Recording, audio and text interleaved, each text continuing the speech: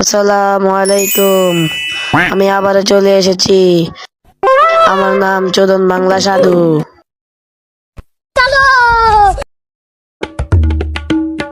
চোদন বাবা, চোদন বাবা, চোদন বাবা, আমার বন্ধু রাতে খেলতে পারে না। খেলতে পারোস না? চল আজকে আমি খেলবো। বাবা বাবা বসেন বসেন। বাবা ওই খেলা না তো, আমার বন্ধু ফ্রি ফায়ার খেলতে পারে না, এই জন্য।